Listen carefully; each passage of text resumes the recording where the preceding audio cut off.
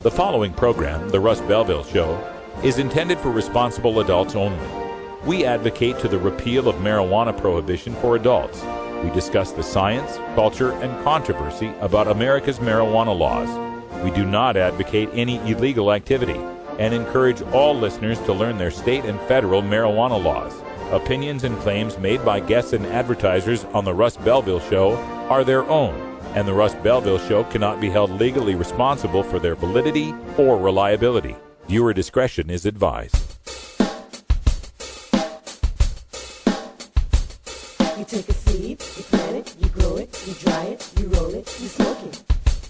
You take a seed, you plant it, you grow it, you dry it, you roll it, you smoke it, and it goes down smooth. Hey! Spanning the continent to bring you the truth about cannabis and marijuana law reform. I smoke pot and I like it a lot. From the promise of legalization. And I think that we need to rethink and decriminalize our marijuana laws. To the agony of prohibition. One major responsibility is to encourage people to use less drugs. The Russ Belville Show, the voice of the marijuana nation. Yeah, I hear you had a question for me. Now, here's your host, Radical Russ Belville. All right, good day, tokers and tokettes, and welcome to the show. It is Wednesday, August 21st, 2013, and it's got to be 420 somewhere in the world. And if I sound a little funny, it's because I am battling a massive head cold today. So, like the substitute teacher who comes in with a hangover, it's video day. That's right, we're going to play some videos. But for those of you listening on the podcast, don't fret, because this is some great audio content as well. In fact, the video is really just a static shot. The audio is really what's important here. We've got more coverage from Seattle Hempfest, specifically the Seattle Hempfest Hemposium stage, where some of my favorite activists on the planet were a part of a panel called Legalization in the United States. Basically, what's happening in places other than the West. And on that panel includes Georgia's Sharon Ravert, North Carolina's Rebecca Forbes, Virginia's Michael Krawitz, and Michigan's Brandy Zink on a panel that was hosted and moderated by Mickey Norris from the West Coast Leaf. So we'll play that in its entirety. It's a long panel. It's about 40 minutes long, so we're going to compress our schedule a little bit today. We won't have a behind the headlines segment. We're going to go to our music segment early today. So if you set your watches for 20 after, you might want to rewind a little bit, because we have got the Toys doing their classic Smoke Two Joints live on the Hempfest main stage. And they had to keep telling people that this is an original song of the Toys. Most people know it as a tune from Sublime when they made the cover and got some big ratings with that. But the Toys actually did this first, Smoke Two Joints, and so we'll bring that to you live today. Also on today's show, we have got some 420 radio news to bring to you.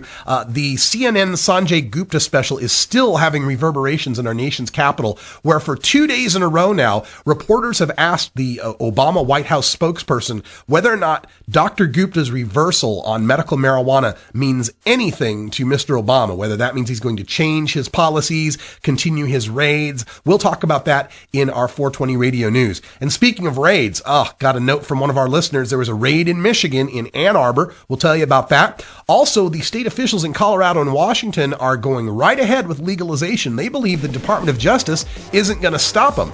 We'll talk a little bit about House Republicans pushing drug testing for food stamps and how stupid that is, and a really interesting story about a medical meth user.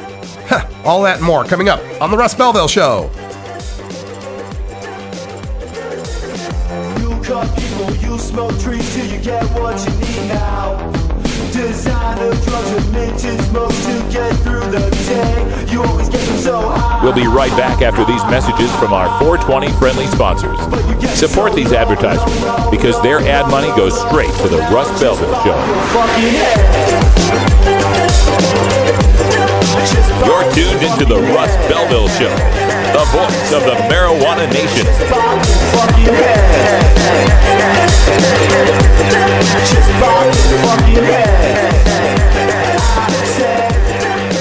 The law offices of Omar Figueroa would like to remind you to stand up for your rights. Please do not give up your precious liberties. There's nothing wrong with standing up for our constitutional rights, and in fact, it's the only way to honor the Constitution that recognizes our natural rights.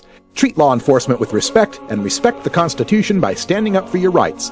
If you are detained or arrested, stand up for your rights by repeating, I respectfully invoke all my legal and constitutional rights. I do not consent to any search and seizure. I want to remain silent, and I want to speak to my attorney, Omar Figueroa.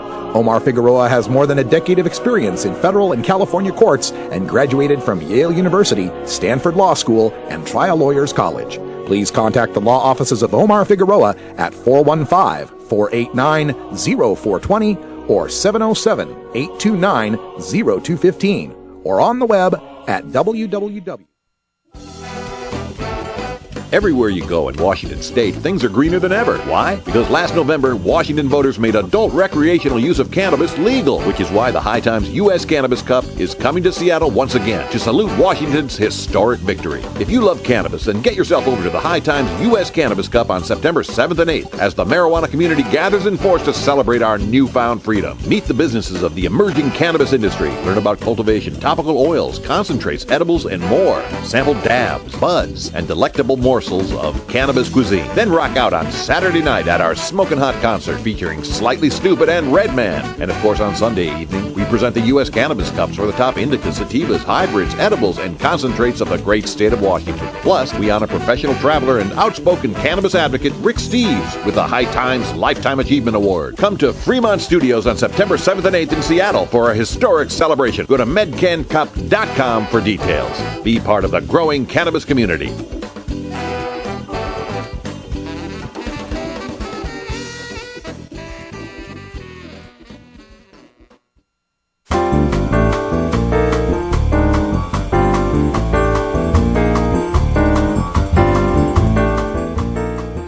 This is your 420 Radio News for Wednesday, August 21st, 2013.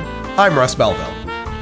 Obama does not support changes to medical marijuana laws at this time. This from Huffington Post.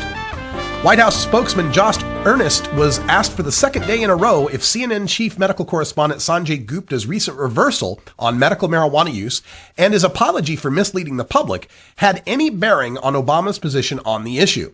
The administration's position has been clear and consistent for some time now that while the prosecution of drug trafficking remains an important priority, said Earnest, the president and the administration believe that targeting individual marijuana users, especially those with serious illnesses and their caregivers, is not the best allocation of federal law enforcement resources. I looked it up, and the president last talked about this in an interview he had with Barbara Walters in December when she asked a similar question. The president acknowledged that the priority in terms of the dedication of law enforcement resources should be targeted toward drug kingpins, traffickers, and others who perpetuate violence in the conduct of the drug trade. That is the best use of our law enforcement resources. But at the same time, the president does not at this point advocate a change in the law. That's the official statement from the Obama White House. And as Huffington Post reported Tuesday, the Obama administration has cracked down hard on medical marijuana, even in states that have legalized its use. A recent report found that this administration spent nearly $300 million on medical marijuana intervention through lawsuits, indictments, and asset forfeiture attempts by the Justice Department. Ann Arbor medical marijuana dispensary raided by the DEA, from AnnArbor.com. Federal authorities raided People's Choice Alternative Medicine, a medical marijuana dispensary on Ann Arbor's west side, Tuesday afternoon. Drug Enforcement Administration Special Agent Rich Isaacson confirmed to AnnArbor.com that federal agents executed a search warrant Tuesday at the dispensary near Stadium Boulevard. No one from People's Choice was available to comment about the raid when an AnnArbor.com reporter went to the dispensary Tuesday afternoon. A sign on the door said, "People's Choice is closed until further notice. Sorry for the inconvenience." It's the second such raid by the DEA in Washtenaw County in a month. On July 30th, a search warrant was executed at The Shop, a medical marijuana dispensary in Ypsilanti. State officials say DOJ has given tacit approval for legalized marijuana, from Talking Points memo. Colorado officials say they believe they have tacit approval from the U.S. Justice Department to implement voter-approved laws legalizing marijuana. Another source directly involved with conversations with Justice, who asked not to be named to speak freely about private discussions, agreed with that characterization. The source stressed that Justice had not explicitly said that legalization would be allowed to continue, but the department has been routinely updated as the state has passed legislation and rules setting up a retail industry for marijuana, and has not told state authorities to stop that implementation. Retail operations are scheduled to open in January under the new law. Federal officials declined to comment. Quote, the department continues to review the initiatives in Washington and Colorado, end quote, Justice Department spokesperson Allison Price said in a statement to Talking Points memo. House Republicans want drug tests for food stamp recipients from Washington Post. 2/3 of beneficiaries in the Supplemental Nutrition Assistance Program, or SNAP, are children, elderly, or people with disabilities. Benefits are modest, with the average recipient receiving about $133 per month. Because of the recession, caseloads have grown from 26 million in 2007 to 46 million 4 years later. SNAP expenditures have increased from 35 billion in 2007 to 80 billion in 2012. In response, House leaders are now proposing to cut $40 billion from SNAP over time. They also want to allow states to drug test SNAP applicants. SNAP recipients are somewhat more likely than others to use or misuse illicit substances. About 24% of SNAP recipients and 16% of those who don't get SNAP have used at least one illicit substance in the past year. This drops to 13.1% for SNAP recipients and 7.5% for non-recipients if one excludes marijuana. And if one excludes marijuana, then abuse or dependence of other illicit substances is rare within the SNAP population. By far, the most common substance use disorders among SNAP recipients and among the general population arise from alcohol use, behaviors generally left undetected by drug testing. Brian Phillips, medical meth user, fights Indian tribe for return of his truck. California resident Brian Phillips insists the Salt River Pima Maricopa Indian community stole his $25,000 Toyota Tundra pickup. The vehicle was seized under tribal law in December after a security guard caught him smoking pot in the parking lot of a casino. The tribe also took his 2 ounces of hashish, 8 ball of crystal meth, marijuana, and pain pills. He considers his meth medical for relief of his sciatica pain. This has been your 420 Radio News for Wednesday, August 21st, 2013. I'm Russ Belville. When we come back, we have live video from The Toys performing Smoke Two Joints at the Hempfest main stage this last weekend. We will follow that with the Cannabis Community Chat, the Seattle Hempfest Hemposium panel on legalization across the United States, featuring Sharon Ravert, Rebecca Forbes, Michael Krawitz, and Brandy Zink. You're listening to The Russ Belville Show on 420radio.org. We'll be right back.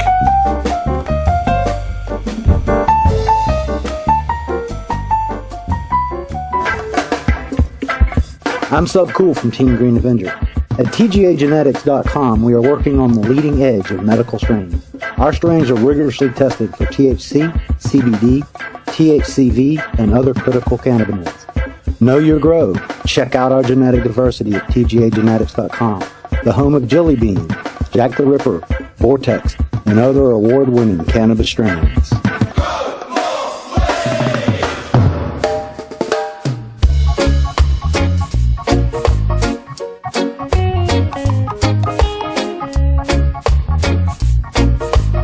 Everyone knows music and marijuana go together, so let's wind up our 20 after break with the Russ Belville Show's Daily Toker Tunes, the best in pod-safe 420 music from around the web. Today is Irie Wednesday, featuring reggae, ska, and other world music genres. You can get downloads and more information about all our Daily Toker Tunes by visiting music.radicalruss.com. Now, sit back and enjoy your Daily Toker Tunes. All right, welcome back, everybody. I know the Daily Toker Tune's a little early, but we got so much video to get in, we got to get it in as quickly as possible. This is The Toys at the main stage with Smoke Two Joints.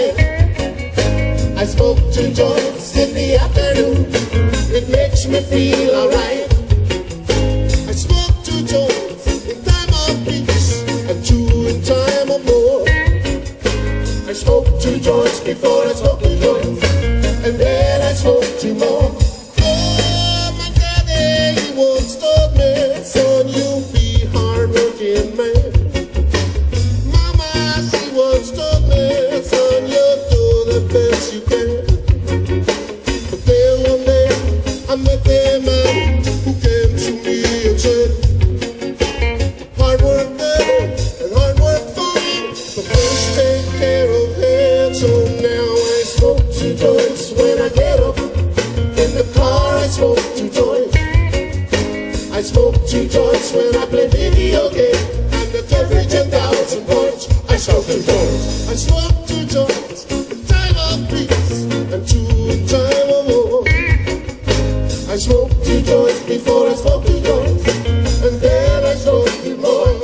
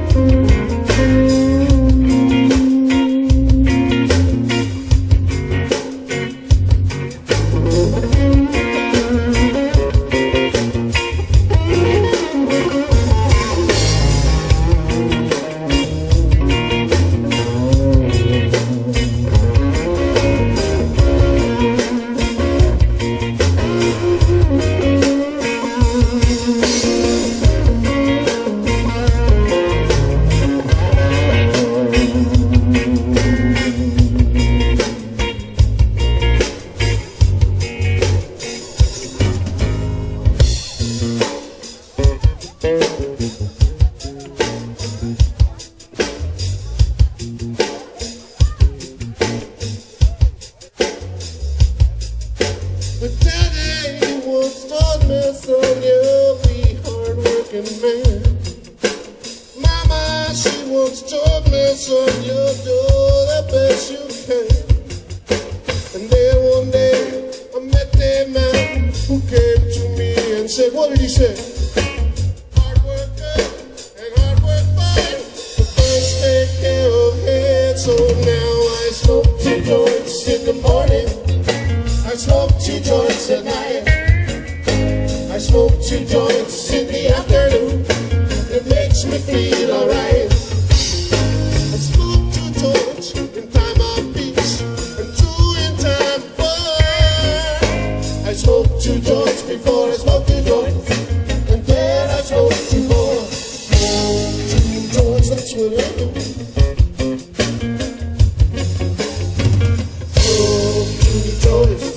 Legal up here. I need a real estate agent.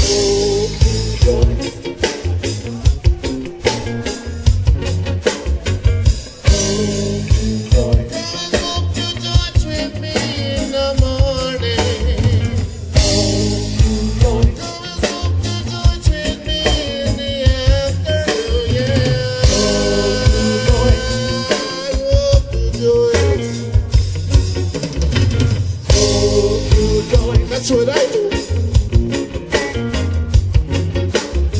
Smoke 2 joints. The cannabis community includes a diverse set of activists and nonprofits working to end the prohibition of marijuana. We take the time to hear the stories of reform on the... We go straight to the panel. Thank Seattle Hempfest for once again putting on a wonderful Hempfest and Hemposium stage full of panels and everything. And we encourage you all to support Hempfest if you haven't already. Make a donation to the buckets that are around or in and out of the exits, because it costs a lot of money to put this festival on, and they really need your support. My name's Mickey Norris. I'm going to moderate today. I have lots of hats myself. And thank you. I've been involved in this movement since Chris Conrad, my husband, dragged me into it at the end of '88 when he became very aware of what was happening and why marijuana was prohibited in the first place. And we've been activists for a long time doing public education projects, including the hemp awareness with lots of flyers that we've produced over the years. We've done the Human Rights and the Drug War exhibit, and we have a small excerpt in the corner there attached to that green banner at the end there, Prisoners of the Drug War. I have my own project, Cannabis Consumers campaign, which is at cannabisconsumers.org, where I ask people to come out of the closet to stand up for our equal rights and to dispel all the myths and stereotypes of who cannabis consumers are. And more recently, we did the West Coast Leaf newspaper, which now is on a print hiatus, but we still have an online presence at westcoastleaf.com. But enough about me. There's so much going on in this country right now. It's a very exciting time, and things are amping up. And starting with right here in Washington, it's so great to be in the free state of Washington. Yay for you! Yeah. We're in California. We don't have this right to carry an ounce in our pocket without harassment and being completely legal doing so. So it's a major step in the right direction. It's not over yet, obviously. There's still people losing their kids and too many people going to prison and people losing their jobs because of marijuana prohibition. But it's a fantastic first step, and it's a message along with Colorado, being heard around the world, and people are listening and people are reacting, and they're saying, we want this too.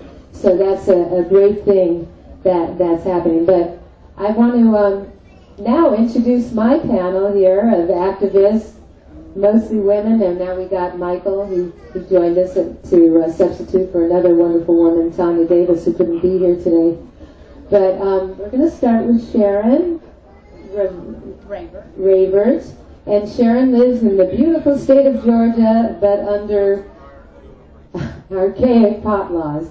She is a mom for marijuana and is executive director of Peachtree Normal in Georgia. She got involved in the fight to end prohibition when a SWAT team came in and took her 19-year-old out of bed with a gun to her head.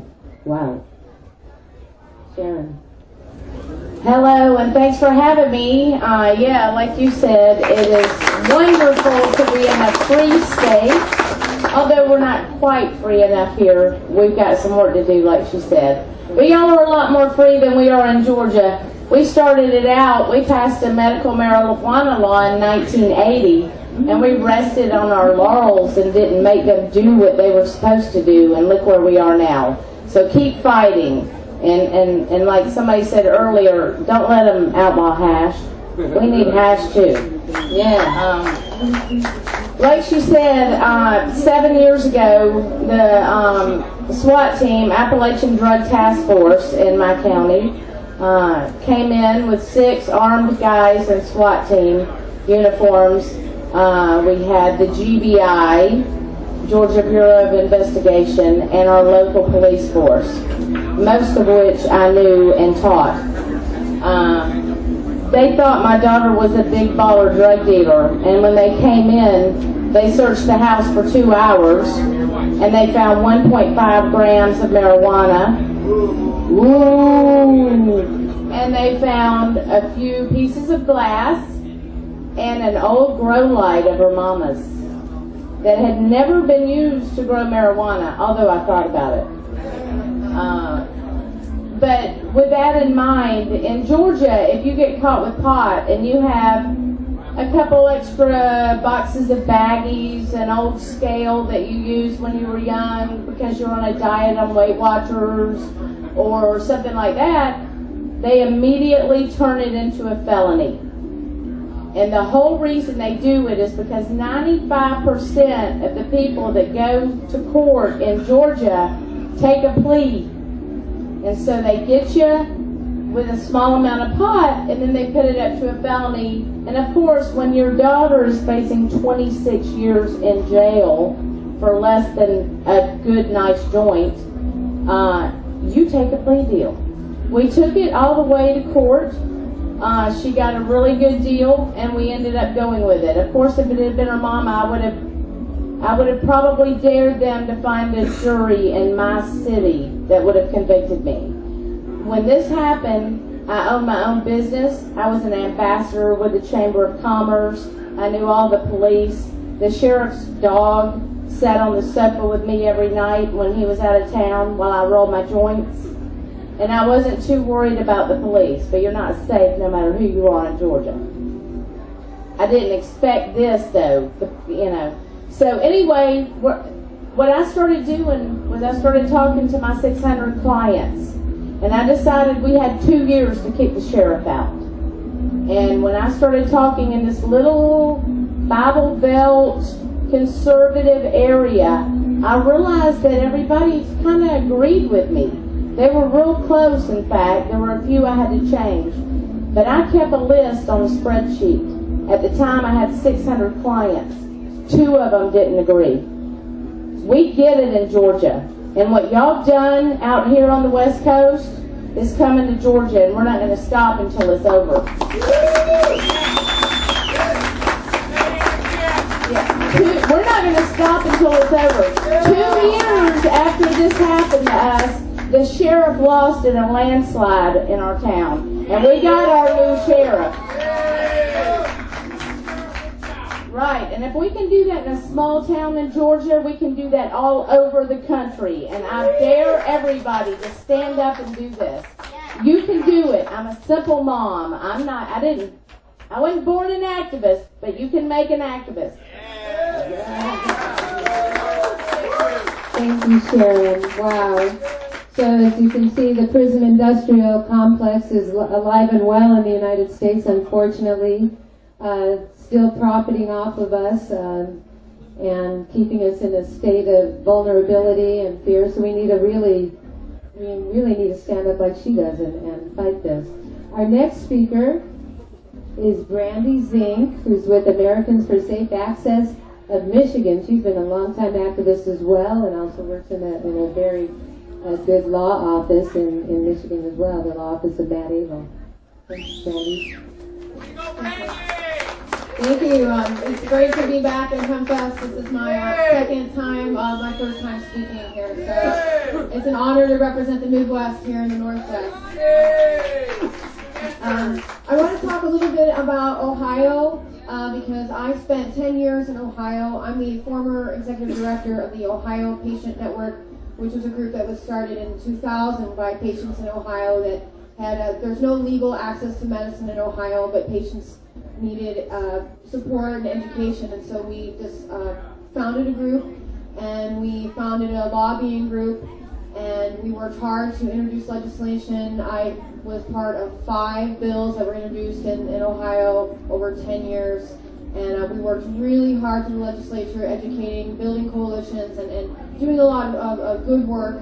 Ohio had some election problems with election fraud, etc., and so the timing wasn't right for a statewide ballot initiative, but now they're working on that, and the group is called Ohio Rights Group, and I urge you to support the work that's going on in the Midwest, because here in the West Coast we see so much progress, and we're hoping it's going to trickle down and make its way across the country. But we've had a lot of work that we've done in the Midwest, and we're inching forward incrementally. I want to say congratulations to Illinois becoming one of the newest medical marijuana states. That's right. Illinois, they passed their law, and while no law is going to be perfect, I'm happy that some patients in Illinois will finally have access, and that the governor was able to sign this bill. And it was due to the advocacy of some advocates that have been working 10, 12 years, non-stop fighting. And so the work we have in the Midwest is very hard work. Not all the states have the power of the ballot initiative. Ohio was one that does, and so is Michigan.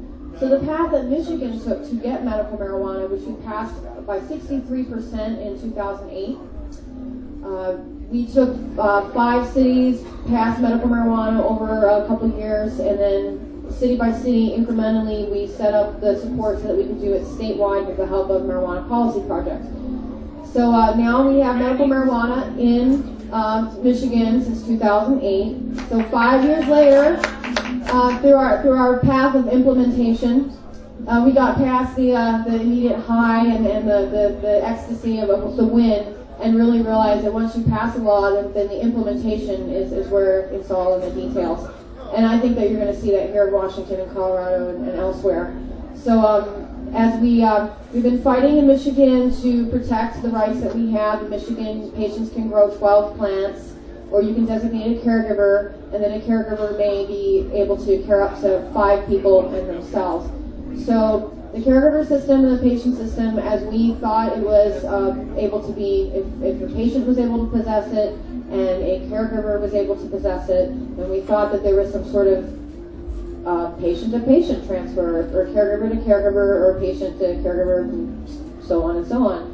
But our courts have interpreted it much differently, and so we're seeing in Michigan where patients who have joined the medical marijuana program are fully compliant, are for some reason being arrested and being raided, and in Michigan we have asset forfeiture where they can seize your property and then put you on trial or not, but you, whether you're convicted or not, they can still take your property. So this is affecting patients all over the state. It's creating a state of fear. A lot of patients have decided to exit the program. But nevertheless, I think Michigan is one of the fastest growing medical marijuana programs, where we've had over 200,000 people have applied for a card. So it's pretty incredible that in the Midwest where caregivers are growing. And by the way, Michigan has reciprocity. So if you are a legal patient, we welcome you to come to Michigan. I work for attorney Matthew Abel, who's the executive director of Michigan NORML, and I have the honor of working at the Cannabis Council law firm. So I answer the telephone, so if you call, I'm hoping that you don't have a big problem and a big raid, because unfortunately most of the people who call an attorney's office are not calling to say, hi, I'm having a great day. And so these folks are in desperate need of help, and there's the police, there's lack of education, and so it's in some ways a real big mess, and the courts are just making a big mess of it. So to try to solve some of this, the advocates, and there are great activists in Michigan. There are multiple groups. There are Michigan NORML, there's Americans for Safe Access, National Patients' Rights Organization, Michigan Compassion, and then there's all these local compassion clubs. All of these activists are getting up and working together. We've introduced a dispensary bill in the legislature in the House of Representatives, and we have 17 sponsors. The lead sponsor is Republican. So what I've found in my work in Ohio and in Michigan is that, medical cannabis is nonpartisan, and so you don't need to just focus on one side or the other, that they need to be able to come together and meet in the middle. And through having Republican sponsors who understand the compassionate conservative side of things, I suppose, they're being leaders. We have a few. Rep. Colton is one of the ones who's put his name on the bill. So we're hopeful that this dispensary bill will pass, because it's going to clear up a lot of the confusion about what patients can do and caregivers can do with their excess medicine. Or the state of Michigan too had at one point 500 dispensaries, and we don't have in our law any provision that prohibits them or that permits them. But local communities have issued licenses. And local communities have issued licenses to some, and so there are dispensaries, about 100 of them left in Michigan, that are serving patients and going strong. So the Midwest is very active. We last thing I want to leave you with is that we put 5 cities on the ballot last year for different marijuana issues, and we won them all. Overwhelmingly won them all. So that in the cities of Flint and Detroit, an ounce of cannabis in private for 21 and up is decriminalized. And we're going to put it on the ballot for 3 more cities too. So I'm real proud of the activists in Michigan. I'm not doing this on my own. There are hundreds of us who are working and thousands of us, on the sidelines. So thank you for having me. And if you want to talk more about Michigan or Ohio, I'll be there in the knowledge hut for a little bit.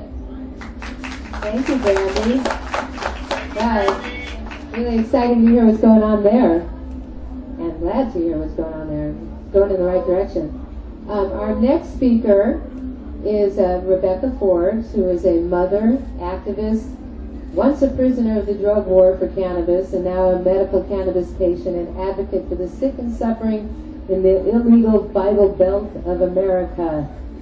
Now, you're from North Carolina? Yes, ma'am. All right, take it, Rebecca. Thank you. It's been an honor to be in Seattle, in a legal state where it's so free to use cannabis.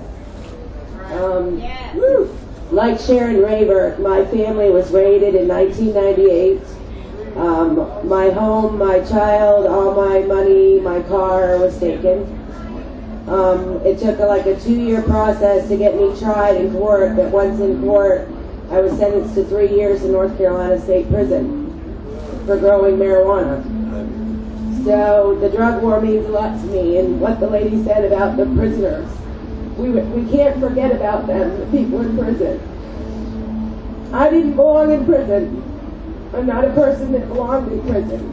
And that's enough to get even people that don't use cannabis to understand that. And it's hard for me. I have people wanting me to write a book about my 3 years in prison. That's a hard thing for me to swallow. It's hard for me to relive.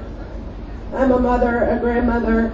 I have children. My daughter was taken by CPS right on site when they came in on me.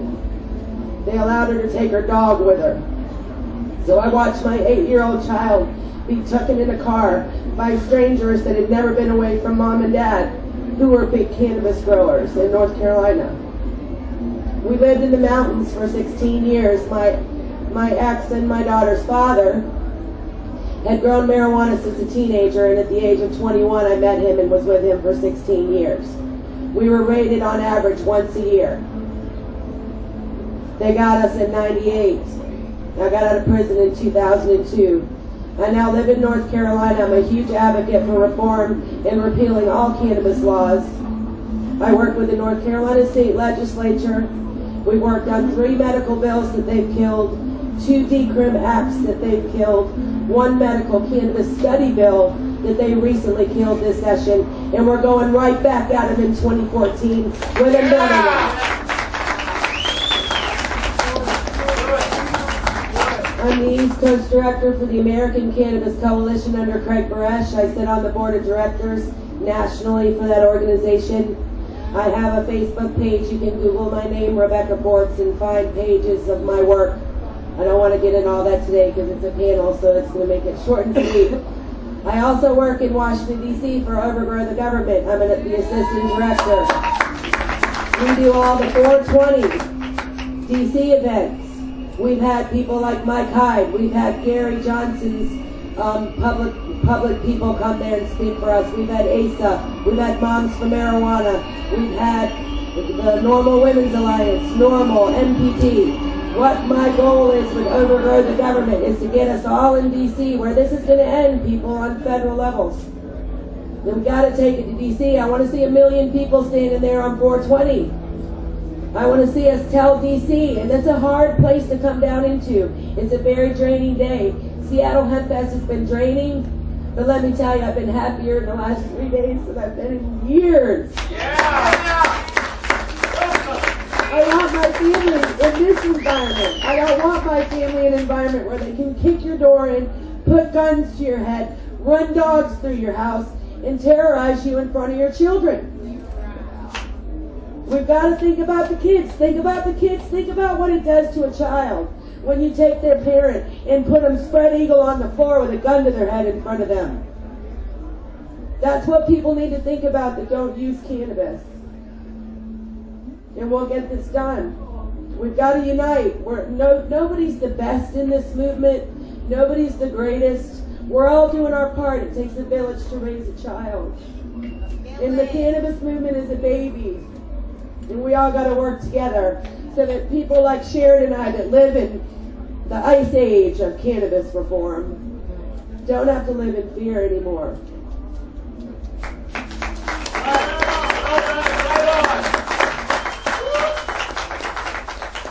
Thank you, Rebecca. I'm so sorry to hear what you had to go through. I might want to mention, if you want to see the full testimonies of what happened to my family in 1998, I was in the documentary The Exile Nation Project. It's a film by Charles Shaw and the Ted Worth Charitable Trust. My daughter's testimony is on the Open Democracy site for that movie, and it's a very powerful testimony of the drug war from the eyes of a child that was taken from her parents, and I suggest you go watch that. The Exile Nation Project, you can Google it and you'll find it. Thank you. Right on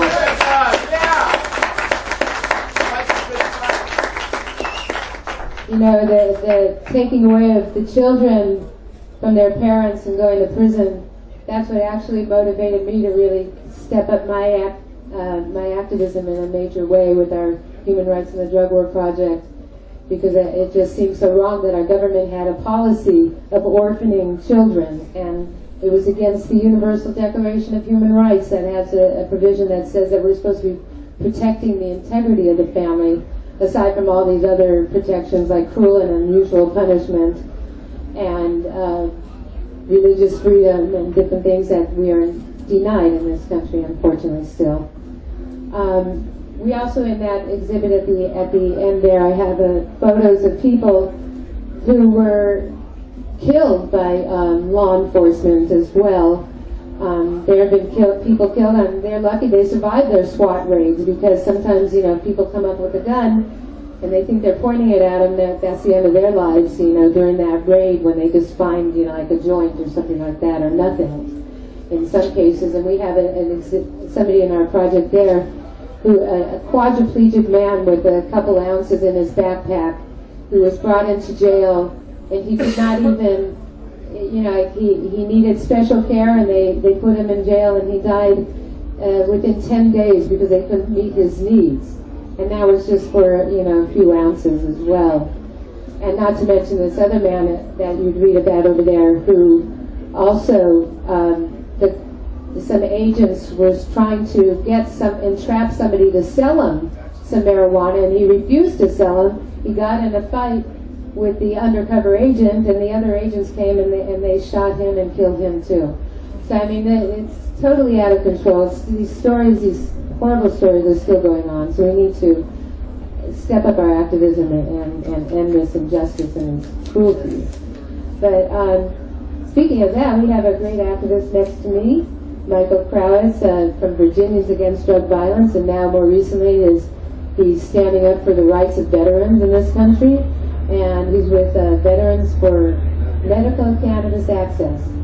Thank you, Michael.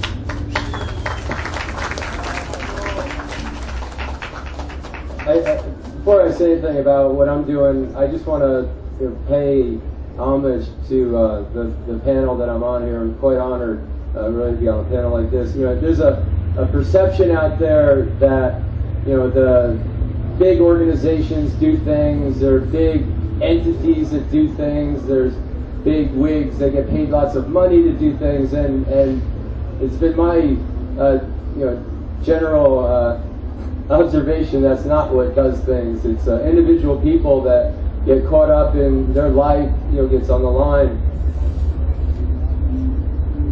and they have to work on fighting the tide in their area in North Carolina and Georgia. These are tough places to work. Michigan is actually less tough, I think. But still, not even in the same universe as Seattle.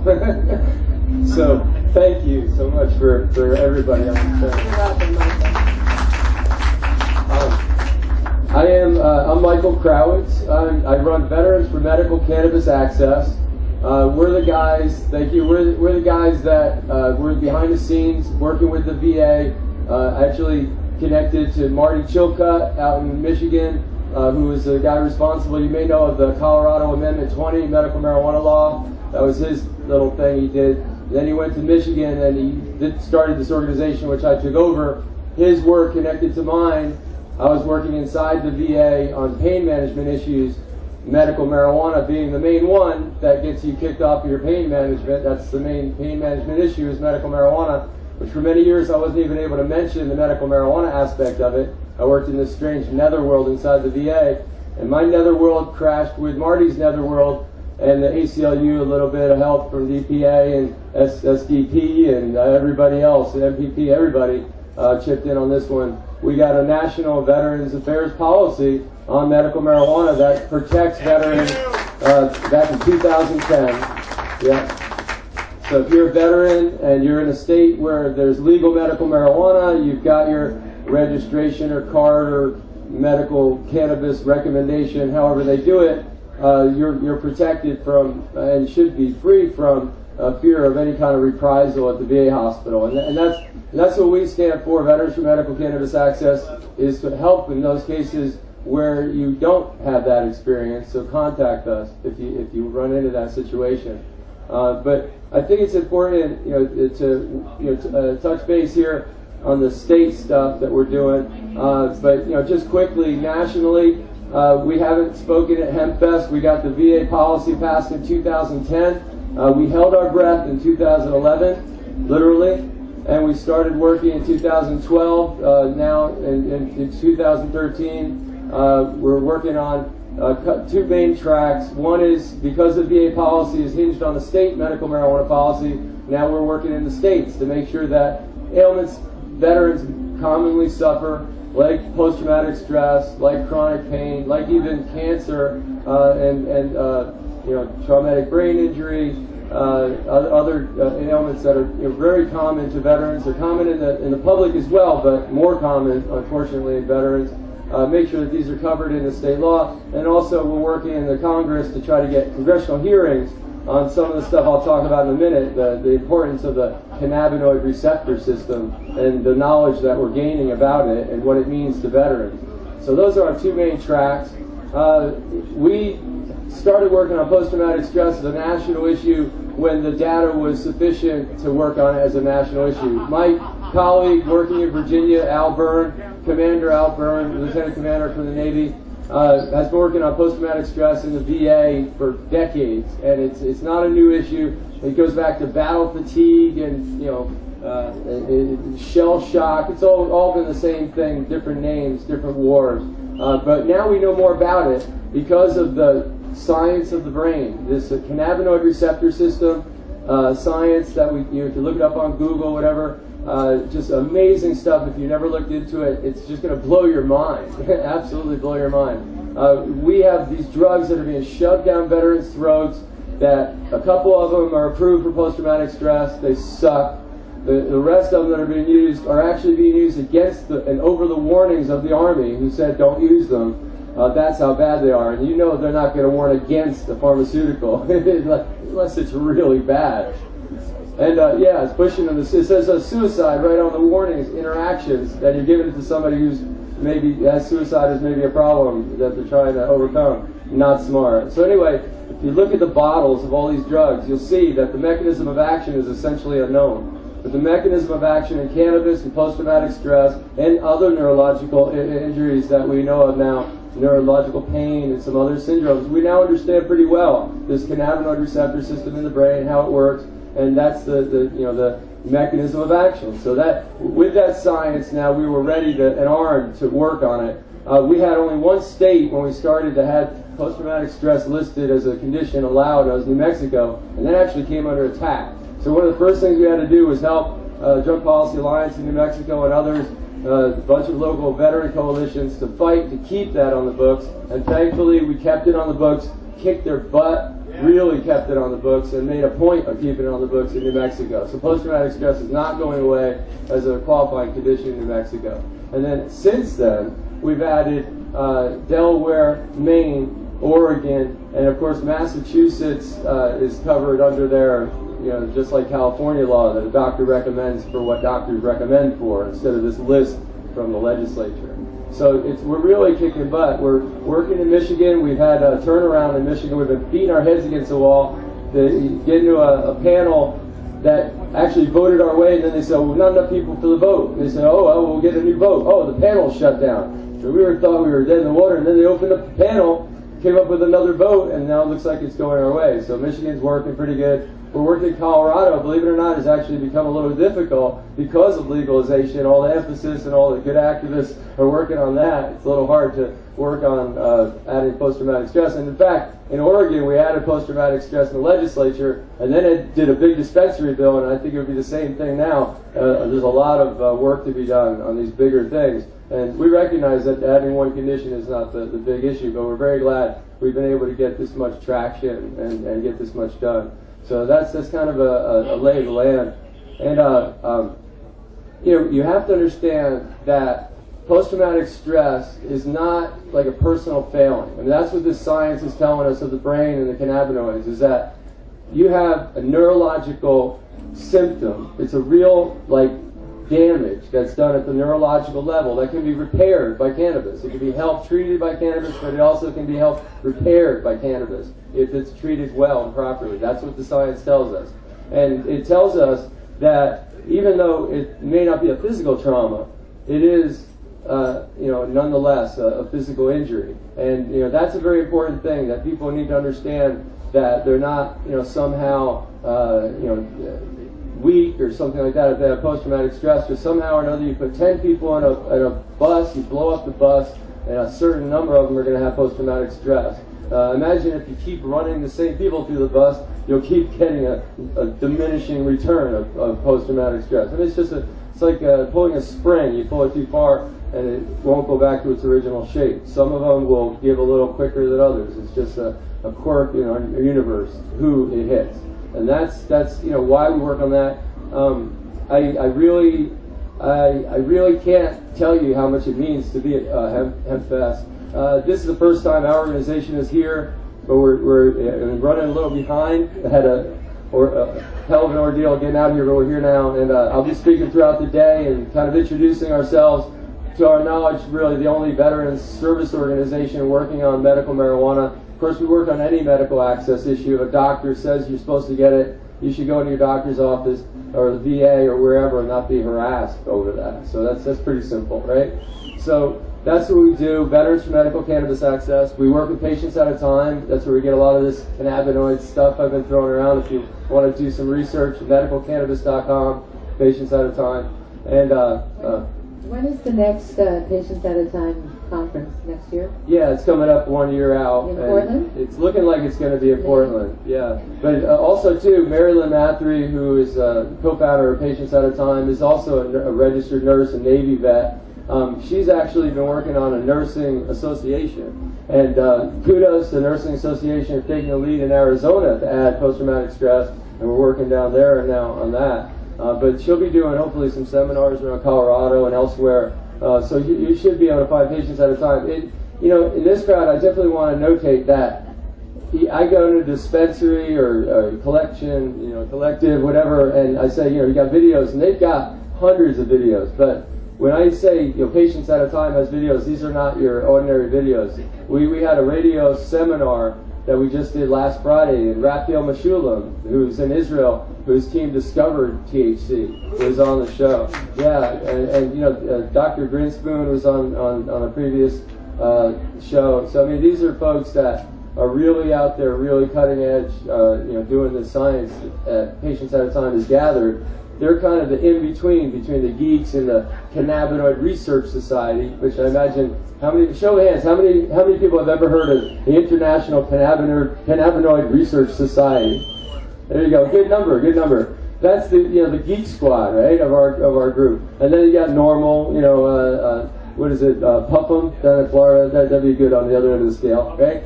And then in between, you got Patients at a Time. They're kind of the bridge. So, yeah, I definitely offer to y'all to look up Patients at a Time and check out the video series that they've got from these great sources. Thank you, Michael. And you can also hear him on Time for Hemp. Right. Also, he has a regular spot on, is that Thursdays? That's where that seminar was. That's where the seminar was I was just talking about. We did a huge seminar. Check it out on the archives, Time for Hemp. TimeForHemp.com, American Freedom Radio Network. The archive is there. Okay. Amazing 2-hour thing on medical marijuana. Where Dr. It's amazing to have with Skype and internet. You have people from all over the world on this thing at once. Okay, and we have Casper Leach, the host of the show, in the audience here as well. And hopefully you can tune in at 10 o'clock Pacific time and American Do you Freedom mind Radio. if I ask a question right quick, Michael? The International Cannabinoid Research Society, they're located in RTP in Raleigh, correct? They have an address there. Yeah. Is that the same society that you guys are working with? The International Cannabis Research Society, then it changed to International Cannabinoid Research Society. It's kind of like the bridge between the industry that's very interested in cannabinoid medicine for treatment for cancer, Parkinson's, whatever. The industry is ready to spend billions of dollars on cannabinoid medicine. They don't want it to be even called marijuana. That's why it's the same kind of way. But the Cannabinoid Research Society is very independent, objective source of information. ICRS, look it up on the web. See, that was what was confusing to us because we fought 3 bills in North Carolina, and in 2009 they came to RTP, and their annual report was done on K2, not even actual natural cannabinoids. Yeah, that's just unfortunate. A lot of government research. they don't fund what we want. What we're dealing with, we're arrested and thrown in prison in North Carolina, but we have Duke Medicine who's studying cannabis. I've heard it's growing on the roof. We have the International Cannabinoid Research Society and RTP. Irv Rosenfeld and LB's federal cans of marijuana are shipped out of Raleigh, North Carolina from the federal building. Yep. So it's very hypocritical what we're going through in the South. Yeah. Okay. Yeah. Thank you very much for this panel. I'd like to give you each like a few seconds to have any parting remarks before you retire to the Knowledge Hut. And if anybody has any questions for them, please engage them in conversation over there. Rebecca, do you have anything else to add? Yeah, I'd just like to thank you, Seattle, for starting the process across the country. We're out in Washington State. This is awesome. I've been to the mountains and toured around beautiful state. But I got to stay in North Carolina and fight and keep my home, and let's get this across the other side of the nation, all states. Great. I want to talk just real quick about the federal prisoners in Michigan. There's the Lansing 7 with Ryan Bazor and Lance Forsberg, and then there is Jerry Duvall and his son, the Duvall family, who was in southern Michigan. All of these folks were medical marijuana patients and caregivers who were compliant with state law, and they were rated by the DEA and are now serving time in federal prison. So Michigan has had DEA raids, and I want to put that on everyone's radar. That's why it's so important we end this federal war. So that's up to us to contact our legislators and let them know that we're not going to tolerate this anymore. And Jerry Duvall, if you want to go to change.org, there is a petition for his compassionate release. Jerry is a double organ recipient patient, so he's in critical condition in prison. He's going to rot away and die without the medical care he needs. So please go to change.org and sign the compassionate release for Jerry Duvall. Thank you, Brandy. Sharon? Well, I was here last year and had no idea I was going to speak. This was planned. And I'm not doing much better than I did last year. But I came out here last year to ask y'all to please vote yes, just to get things going. And I'm back here today to say thank you. And as y'all enjoy your newfound freedoms, don't forget us that are still very deep in the drug war. Remember our children that are being stolen. And remember us, because we helped you guys. We called on phone banks for A64. We called on phone banks for I-502 from Georgia and the South. So when we get this stuff out there, y'all be watching and help us, okay? Thank you so much for having us. Thank you, Sharon. And if you want more information about contacting the prisoners, somebody's coming around with this postcard, Prisoners of War, and you can find their addresses where you can write to these POWs. Did you have a last remark, Michael? Yes, Veterans for Medical Cannabis Access. We've got a Facebook page if you want to try to find us.